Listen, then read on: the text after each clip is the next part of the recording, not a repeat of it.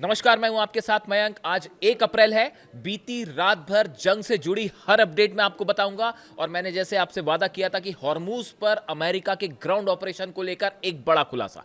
लेकिन पहले एक शॉर्ट में नजर ये डाल देते हैं कि कल रात को या फिर पिछले 24 घंटे में आप ले लीजिए, पिछले 12-13 घंटों में कहां कहां बड़े अटैक हुए हैं। देखिए, शारजा में अमेरिकी टेलीकम्युनिकेशन बिल्डिंग पर सीधी स्ट्राइक हुई है। इस पर ड्रोन अटैक हुआ है। बल्कि ये जब ड्रोन हमला हुआ तो मेरे एक वीडियो में एक कमेंट आया कि अभी अभी जो है वो हमला हुआ। और बाई चांस मैं उस समय ऑनलाइन था तो मैंने वो कमेंट देखा और उसमें एक दर्शक ने मुझे ये बताया, जो शायद शारजा में होंगे, उनकी तरफ से एक कमेंट आया कि साहब अभी अभी एक जो है वो ड्रोन स्ट्राइक हुई है। और वो खबर बिल्कुल सही हुई, अमेरिकी टेलीकम्युनिकेशन सेंटर पर ड्रोन अटैक हुआ है। अगर आप यूएई में हैं, आप सऊदी में हैं, आप कतर में हैं, आप जॉर्डन में हैं, और अगर आप मेरे वीडियो देख रहे हैं तो आप कमेंट करके बताइए वहाँ कैसे हालात हैं। आप जो भी अपडेट लेंगे मैं उसे अपने दर्शकों तक पहुंचाऊंगा। इसके अलावा आप देखिए, दुबई में टेलीकॉम फैक्ट्री पर हमला हुआ है। यानी ये कि बड़ा इलेक्ट्रॉनिक वॉरफेयर शुरू हो गया है। अब आप देखिए, ईरान की जो मिसाइल्स हैं वो ऐसी जगहों पर बरस रही है जो इलेक्ट्रॉनिक टेलीकम्युनिकेशन सेंटर्स हैं उस पर। जिस तरह के हमले ईरान पर हुए वैसा ही जवाब मिल रहा है। यूएई में अल मिन्हाद बेस पर अमेरिका का कमांड सेंटर तबाह कर दिया गया है। दुबई में 24 घंटे के अंदर 11 मिसाइल्स अटैक हुए हैं और 40 के आसपास ड्रोन अटैक हुए हैं। दुबई में ही कुवैत का जो तेल टैंकर है, अल सलामी तेल टैंकर, उसमें आग लग गई है। ये खबर आप जानते होंगे, उस पर ड्रोन अटैक हुआ। इसके अलावा दुबई एयरपोर्ट पर 2 सिविलियन एयरक्राफ्ट को भी निशाना बनाया गया है। इसको लेकर अभी कंफर्मेशन देखिए रिवील होती है नहीं जानकारी, वो एक अलग बात है। लेकिन जो सोर्सेज आ रहे हैं कि 2 प्लेन तबाह हुए हैं यूएई में एयरपोर्ट पर। इसके अलावा आप देखिए कि मिडिल ईस्ट का अब ऐसा मान के चल रहे हैं एक्सपर्ट्स कि जो रडार सिस्टम है वो पूरी तरह से तबाह है। आप देखिए, सऊदी में लगातार अमेरिकन बेसिस पर हमले, यूएई पर हमले, बहरीन पर स्टील प्लांट पर जिस तरह से हमले हुए, कुवैत पर अमेरिकन बेसिस पर हमले, इराक पर हमले। ऐसा लगता है कि अमेरिका का defence system, THAAD system, Patriot system पूरी तरह से तबाह हो चुका है। और सब बेसिस एक के बाद एक जल चुके हैं। इसीलिए खबरें आ रही है कि अमेरिका अब अपने सारे बेस इजराइल शिफ्ट करने जा रहा है। ये बड़े हमले हुए, इजराइल पर लगातार हमले हो रहे हैं। इजराइल का तो जो हाल है वो मैं आपको बताऊंगा ही। लेकिन इसके अलावा एक बड़े मुद्दे पर मैं बात करना चाह रहा हूं, वो है कि डोनाल्ड ट्रंप क्या हॉर्मूज में ग्राउंड ऑपरेशन करने जा रहे हैं, और क्या डोनाल्ड ट्रंप की असली नज़र ईरान के 450 किलो यूरेनियम पर है। क्या ये जंग अब यूरेनियम की होने जा रही है? देखिए, पहली बात तो आप ये समझिए कि 2 तरह के बयान आ रहे हैं। आप एक बयान देखें, जैसे मार्को रूबियो हो गए विदेश मंत्री, या जेडी वेंस उपराष्ट्रपति, इनके जो बयान आ रहे हैं ये इस तरफ इशारा कर रहे हैं कि अब ये जंग खत्म होने वाली है, खत्म होने वाली है। डोनाल्ड ट्रंप की तरफ से कभी ये बयान आता है कि जंग खत्म होने वाली है, कभी ये बयान आता है कि ये जंग कितनी चलेगी हम नहीं बता सकते, क्या हमें हमले जारी रखने होंगे। यानी आप देखिए, ये बयानों में बड़ा विरोधाभास है। इससे एक बात तो साफ है कि 2 तरह की स्थितियां जो है वो पैदा हो रही हैं। आप पहली बात देखिए, हथियारों के जमावड़े की बात करें जो हॉर्मूज के आसपास है। यूएसएस ट्रिपोली इंडियन ओशन को क्रॉस कर चुका है, अरब सागर की तरफ बढ़ रहा है। यानी वो उस सिचुएशन में जल्दी पहुंच जाएगा जहां से हॉर्मूज पर एक्शन हो सकता है। यूएसएस ट्रिपोली जो जहाज है उसमें 3500 सोल्जर्स हैं। इसके अलावा आप यूएसएस बॉक्सर जो है वो बेहद करीब पहुंच रहा है, अरब सागर की करीब पहुंच चुका है। 82 एयरबॉर्न यूनिट में 3000 जवान है अमेरिका के। आर्मी कॉम्बैट के 4000 सोल्जर्स जो है वो मिडिल ईस्ट की तरफ बढ़ रहे हैं। सपोर्ट यूनिट जो है अमेरिका की, उसके 20,000 सोल्जर्स जो है वो ईरान के करीब पहुंचने शुरू हो गए। एयरफोर्स से, अमेरिकन एयरफोर्स से जुड़े 15,000 सोल्जर्स जो हैं उनको मिडिल ईस्ट भेज दिया गया है। इसके अलावा स्पेशल फोर्स के 2000 सोल्जर्स और नेवी के करीब 10,000 सैनिक अमेरिका के ईरान के आसपास हैं। यानी देखिए, ये मैंने आपको नंबर्स ये सब इसलिए बताए, ये बड़ी स्पेसिफिक जानकारी है। एक तो कि कितने सोल्जर्स कौन सी यूनिट से आ रहे हैं, मैंने आपको पहले ही बताया। चाहे रशिया की इंटेलिजेंस हो, चाहे चाइना की इंटेलिजेंस हो, ये सब मदद कर रहे हैं ईरान की। और अमेरिका के हर डेवलपमेंट की जानकारी दी जा रही है ईरान को। इन हालात में ये सारे सोल्जर्स का करीब जाना, हॉर्मूज के करीब जाना, मिडिल ईस्ट की तरफ बढ़ना, ये इशारा कर रहा है कि एक बड़ा ग्राउंड ऑपरेशन कभी भी हो सकता है, चाहे वो हॉर्मूज में हो, चाहे खर्ग आइलैंड में। अब देखिए, अगर हम टोटल सैनिकों को काउंट कर लें तो करीब 50,000 सैनिक बन रहे हैं जो कि ईरान के आसपास है। आप देखिए वॉरशिप्स पहुंच रहे हैं। इसके अलावा एक बड़ा डेवलपमेंट है, A-10 थंडरबोल्ट विमान हैं, ये अमेरिका से रवाना कर दिए गए हैं ब्रिटेन, और वो अरब की तरफ आएंगे, ईरान की तरफ आएंगे। ये थंडरबोल्ट वो प्लेन्स हैं जिनका इस्तेमाल ग्राउंड ऑपरेशन के समय के लिए किया जाता है। यानी आप देखिए जो मिलिट्री का जमावड़ा है ईरान के आसपास वो अच्छा खासा है।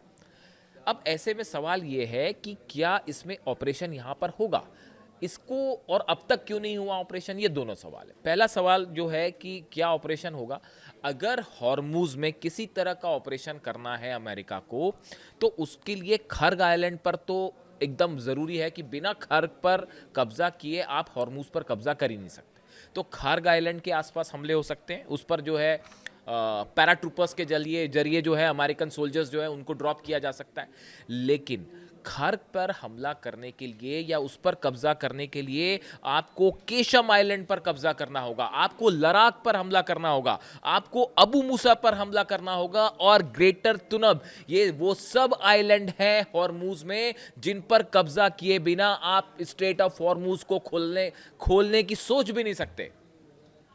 और देखिए सबसे बड़ी बात, गौर करने वाली बात, ये जो केशम आइलैंड है यहां पर लगी हुई है ईरान की अबू मेहदी मिसाइल्स। एक्सपर्ट से मैंने कई लोगों से बात की कि भाई डोनाल्ड ट्रंप इतना वक्त क्यों ले रहे हैं, अगर हॉर्मूज में ऑपरेशन करना है तो फटाफट कर दीजिए, भाई दुनिया की सबसे बड़ी ताकत है, इतने सारे प्लेन्स हैं, सब कुछ है। ये बात अलग है कि उसमें जो है 20-25 प्लेन जो है तबाह हो चुके हैं, सब बेस जल चुके हैं। तो कई लोग मुझसे सवाल पूछते हैं कि अरे भाई अमेरिका तो जंग जीत रहा है, आप क्यों कह रहे हैं कि ईरान जंग जीत रहा है। 1 महीना हो गया साहब, हाँ, 1 महीने में सब देश मिलकर ईरान को झुका नहीं पाए, और झुकाना तो छोड़िए, सारे बेस तबाह हो चुके हैं, 2-2 वॉरशिप्स पीछे पलट के जा चुके हैं। ऐसे हालात में आप कौन जंग जीत रहा है, आप खुद सोचिए, मैं क्या कहूँ उसमें। अब देखिए आगे जो है, जो हम जिस बात पे हैं उस पे हम रहें, कि आप देखिए इन सब आइलैंड्स पर आपको एक साथ हमले करने पड़ेंगे। आपको खर्ग आइलैंड पर कब्जा करना पड़ेगा डोनाल्ड ट्रंप को, केशम आइलैंड पर हमला करना होगा, लद्दाख, अबू मूसा, ग्रेटर, ये वो इलाके हैं जहां पर ईरान ने अपनी अबू मेहदी मिसाइल्स लगा रखी है। अब ये अबू मेहदी मिसाइल्स जो है इसके बारे में भी थोड़ी सी जानकारी होना ज़रूरी है। 1000 किलोमीटर इसकी रेंज है। आप सर्च करेंगे तो आपको 1000 किलोमीटर जानकारी मिलेगी, लेकिन आप अगर मुझसे पूछेंगे तो मेरा सोच जो है, जो मेरा एनालिसिस कहता है, इसकी रेंज बढ़ाकर अब 1500 किलोमीटर कर दी गई है, और ईरान की मदद से इसका एडवांस्ड वर्जन लॉन्च है, जिसका ईरान ने अभी कोई डिक्लेरेशन नहीं किया। बड़ी सारी चीज़ें वॉरफेयर में ऐसी होती हैं जिसके बारे में, तकनीक के बारे में बताया नहीं जाता। तो आप जब भी अबू मेहदी मिसाइल सर्च करेंगे, आप करके देखिए, आपको 1000 किलोमीटर की रेंज मिलेगी, जबकि हकीकत यह है कि ये 1500 किलोमीटर से ज़्यादा अटैक कर सकती है। तो देखिए ये क्रूज मिसाइल है। क्रूज, इसकी सबसे बड़ी जो खास बात है वो ये है कि ये सी स्कीमिंग टेक्नोलॉजी है, यानी कहने का मतलब ये है कि ये समंदर के पानी के बिल्कुल थोड़ी सी ऊंचाई पर बड़े ही निचले तरीके से बहुत तेजी से बढ़ के अटैक करती है। क्रूज मिसाइल है, ये आसमान में बहुत ऊपर नहीं जाती, ये समंदर की सतह से जो पानी है बस लगे लगे उससे चलेगी, और बहुत ही तेज स्पीड से, और बड़ी ही एक्यूरेट मिसाइल है। यानी ये अमेरिका के जितने जहाज आएंगे यहाँ पे, सबके सब खतरे पे, सबके सब खतरे में, इसको ट्रेस करके हमला करना, रोकना बेहद मुश्किल। 1000 किलोमीटर की जद में भी अभी अमेरिका का कोई जहाज नहीं है। और जो एक्सपर्ट्स बता रहे हैं वो ये कि जिस दिन 1000 किलोमीटर से रेंज कम होगी, उस दिन अमेरिका की तरफ से आप देखिएगा सैकड़ों की संख्या में मिसाइल फायर हो सकती है। और सबसे बड़ी बात कि ये जो मिसाइल है, इसकी जो सबसे अहम बात है वो ये कि ये मिसाइल जहाज से भी फायर हो सकती है, पनडुब्बी से भी फायर हो सकती है, जमीन से भी फायर हो सकती है। तीनों वर्जन है ईरान के पास। और ये जितने आइलैंड्स के मैंने नाम लिए, मैंने बार बार इसके नाम क्यों लेता हूँ मैं, ताकि ये केशम आइलैंड, खार्ग हो गया, अबू मूसा हो गया, तुनब, ये जितने आइलैंड्स हैं ना, इन सब आइलैंड्स पे मिसाइल्स तैनात हैं, और सैकड़ों की संख्या में मिसाइल तैनात है। इसी वजह से जो बम्बार्डमेंट हो रहा है, जो आप रोज़ देख रहे हैं कि हर रात अमेरिका की तरफ से बंकर बस्टर बम्स गिराए जा रहे हैं, 1000 किलो के पेलोड के बम गिराए जा रहे हैं। मतलब ये हाल है कि हर दिन जो है करीब 1000 ठिकानों पर हमले हो रहे हैं तेहरान में, ईरान के अलग अलग ठिकानों पे। और अब ये हमले हॉर्मूज के आसपास हो रहे हैं। कोशिश ये है कि IRGC की जो क्षमता है उसको ख़त्म किया जाए, मिसाइल सिटीज़ को ख़त्म किया जाए। लेकिन मिसाइल सिटी को आप ख़त्म तो तब करोगे जब आपको पता चलेगा कहाँ कहाँ मिसाइल सिटीज़ हैं। वो तो ऐसी जगह बनी है जिसके बारे में कोई लोकेशन किसी को नहीं पता, शायद वो सिर्फ ईरान की सेना जानती है और उसमें भी कुछ ही कमांडर्स जानते हैं। तो ऐसे सिचुएशन में जो मिसाइल है ये अबू मेहदी मिसाइल, इसकी खास बात ये एंटी एक्सेस एरिया डिनायल इसकी एक टेक्निक कहलाती है। एंटी एक्सेस या एरिया डिनायल एक टेक्निक है जो ईरान इस्तेमाल करता है, जिसका उद्देश्य दुश्मन की नौसेना को दूर रखना है। आप देखिए यही वजह है कि 1000 किलोमीटर के डिस्टेंस पे रहते हैं जो भी शिप आते, चाहे अब्राहम लिंकन आया, चाहे वो जेरल्ड आर फोर्ड आया, वो कोई ईरान के जो करीब गए वो सबके सब पीछे आ गए कि कब ये मिसाइल्स गिरने लगे और मुश्किल हो जाए। यही वजह है कि अब तक डोनाल्ड ट्रंप ने यहाँ पर अपने ना तो प्रॉपर जहाज़ अंदर भेजे हैं और ना ही सैनिक उतरे हैं। और ईरान की तरफ से 6 लाख सैनिक तैयार हैं, जो कि आधे से ज़्यादा उसमें ऑलरेडी उन लोकेशंस पर पहुंच चुके हैं जहां से वो स्वागत करने के लिए तैयार है अमेरिका को। वो जिस तरह से कहा जा रहा है, ईरान बार बार कह रहा है हम तैयार हैं, आप कदम तो रखिए, हम आपका कदम ही काट देंगे। इस तरह का कल बयान आया आईआरजीसी की तरफ से कि आप पैर रखिए, वो पैर को हम फिर उठने ही नहीं देंगे। तो ईरान की जो है वो ज़बरदस्त तैयारी, एक वीडियो भी रिलीज़ किया आईआरजीसी ने, आपने देखा होगा कि लाखों सैनिक जो हैं वो उसमें हॉर्मुज़ की तरफ बढ़ रहे हैं। और नया जो मिशन बना है उसमें तो लाखों युवा जो है वो शामिल हो रहे हैं आर्मी में, और हर कोई आईआरजीसी को ज्वाइन करने के लिए तैयार है। तो ऐसे सिचुएशन में अब डोनाल्ड ट्रंप ऑपरेशन करें हॉर्मुज़ में तो कैसे करें? अगर वो हॉर्मुज़ पर किसी तरह का कब्जा करना चाहते हैं या अपने सोल्जर्स वहाँ पे उतारते हैं, तो ऐसे सिचुएशन में आपको सबसे पहले तो प्रतिरोध होगा कि वो जो जहाज़ आपके आएंगे उसको अबू मेहदी मिसाइल से पहला चैलेंज मिलेगा। दूसरा बड़ा चैलेंज ये मिलेगा कि वहाँ पे बड़ी सारी जो बोट्स हैं वो अटैक करेंगी। तीसरी बड़ी चुनौती है 6 लाख सैनिक वहाँ पर हैं, वो आप पर हमला करेंगे। इसीलिए कहा जा रहा है कि अगर यहाँ पे ग्राउंड ऑपरेशन होता है तो ये अमेरिका के इतिहास की सबसे बड़ी चूक साबित होगी। देखिए सत्ता परिवर्तन तो हो नहीं पाया, आप देखें सत्ता परिवर्तन की जो कोशिश थी वो पूरी तरह से फेल हो गई। सत्ता परिवर्तन की जो कोशिश थी वो पूरी तरह से फेल हो गई। बल्कि अब तो ये कहा जा रहा है कि सत्ता परिवर्तन, हाँ सत्ता परिवर्तन हो रहा है, लेकिन वो अमेरिका में हो रहा है। वो डोनाल्ड ट्रंप अब सत्ता से बाहर होंगे, ईरान में सत्ता परिवर्तन नहीं होने जा रहा। और आपने देखा होगा, मैंने तो एक एक्स पर वो देखा, पता नहीं आप टेस्ट चेक करिएगा सही है या नहीं, कि डोनाल्ड ट्रंप की जो नीस है, भतीजी है, उन्होंने खुद ट्वीट करके इस तरह की बात कही एक्स पे कि सत्ता जो है परिवर्तन होने जा रहा है, लेकिन डोनाल्ड ट्रंप का सत्ता परिवर्तन होने जा रहा है, ईरान में कुछ नहीं होने जा रहा। वो मिशन फेल हो गया। जो एयर स्ट्राइक से ईरान को झुकाने की कोशिश थी वो फेल हो गई। हॉर्मुज बंद हो गया, उसको खुलवा नहीं पा रहे हैं। वहां पे माइंस बिछी हुई हैं हॉर्मुज में, आप देखिए माइंस बिछी हैं। माइंस को हटाने के लिए मैंने एक्सपर्ट से बात की कि भाई माइंस बिछा दिए हैं, वो कोई शक नहीं है, माइंस बिछ चुकी हैं, अब माइंस बिछ चुकी हैं। अब वो उसको आपको हटाना है, वो माइंस को हटाने में कम से कम 2 हफ्ते से 3 हफ्ते लगेंगे। मतलब अगला जहाज करीब जाएगा, उसके लिए पहले 2 हफ्ते ऑपरेशन करके वो माइंस हटानी पड़ेगी। आप समझ रहे हैं कितना मुश्किल ऑपरेशन है ये इतना आसान नहीं है कि हॉर्मुज, आपने खबरें देखी कहीं कि बस अब हॉर्मुज पर हमला होगा और ईरान पर कब्जा, भूल जाइए, ख्याल है सब, ख्याली पुलाव हुआ है और कुछ नहीं है। वो हॉर्मुज में माइंस बिछी हुए, 2 हफ्ते लगते हैं वहां पे माइंस को हटा, मतलब जहाज तो एंटर कर ही नहीं सकता। आप सोल्जर्स ऊपर से उतारोगे, बैकअप कहां से लाओगे? गिर जाएंगे वो सोल्जर्स वहां पे जाने के बाद। इसीलिए अब तक ऑपरेशन नहीं हुआ। अब आप देखिए, आप तेल के दामों की बात कीजिए, तेल के दामों में आग लगी हुई है, और वो जिस तरह से हमले हो रहे हैं, अगर वो 115-20 बैरल पहुंच गया और वो सस्टेन कर गया कुछ दिनों तक, तो आप देखिए क्या हालत होगा। अमेरिका में तेल के दाम लगातार बढ़ रहे हैं, दुबई में तेल के दाम बढ़ रहे हैं, सिंगापुर एयरलाइंस ने किराया बढ़ा दिया है। ऐसे हालात में देखिए अमेरिका में हमेशा क्या बात होती है, अमेरिका में जब भी महंगाई बढ़ जाती है ना, जब भी तेल के दाम बढ़ जाएंगे, गैस के दाम बढ़ जाएंगे, आम लोगों को दिक्कत होने लगती है, तो वहाँ सत्ता परिवर्तन हो जाता है। इसीलिए ईरान की स्ट्रैटेजी है वॉर को लंबा खींचा जाए, और वहाँ पे दबाव में है डोनाल्ड ट्रंप।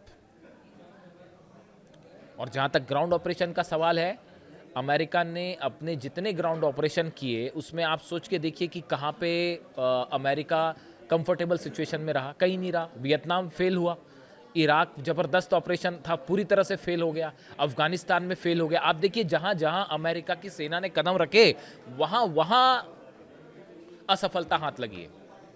तो ये तो ईरान है, आईआरजीसी के 10 लाख सैनिक तैयार खड़े हुए हैं, रेडी मोड में है कि जब चाहे तब अटैक करते हैं। टोटल आर्मी तो और बड़ी है, सेना टोटल बड़ी है, लेकिन 10 लाख तो इस मोड में है जो हमेशा तैयार रहें।